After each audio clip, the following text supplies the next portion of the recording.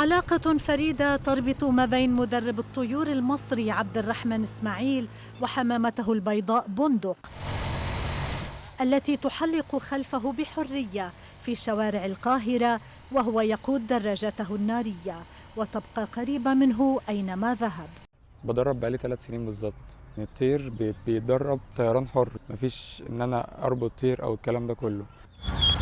الحمامة بندق ترافق إسماعيل منذ ولادتها قبل عام ونصف. درب ان هو نداءات، ممكن اسيبه في ايد شخص وانادي عليه يجي.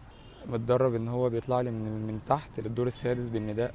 متدرب ان هو بيمشي ورايا بالموتوسيكل. يركز إسماعيل البالغ من العمر 23 عاما والذي يعمل أيضا مدربا للجمباز في ناد محلي على بناء الثقة والتواصل خلال تدريب الحمام الحر بالرغم من المخاطر التي ينطوي عليها ذلك. ضاع مني طيور طبعا، يعني الموضوع يعني فيه خطورة شوية. الطير بيبقى حر، ممكن يطير منك ويمشي في أي وقت، بس الموضوع بيعتمد على قوة تدريبك للطير وحبك للطير، والطير بيحبك قد إيه.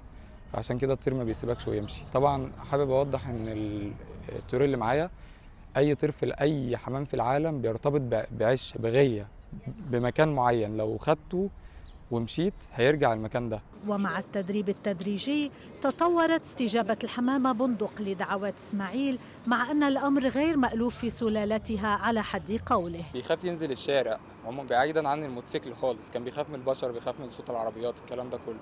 بدأت أعوده واحدة واحدة وأدربه.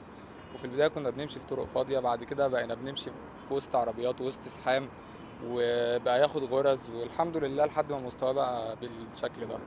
وعلى سطح منزل صديقه في القاهرة يقضي إسماعيل معظم وقته برفقة الطيور وفي رعاية بندق، فيما تنمو علاقة أعمق من مجرد التدريب. جميلة فخري، SBS عربي.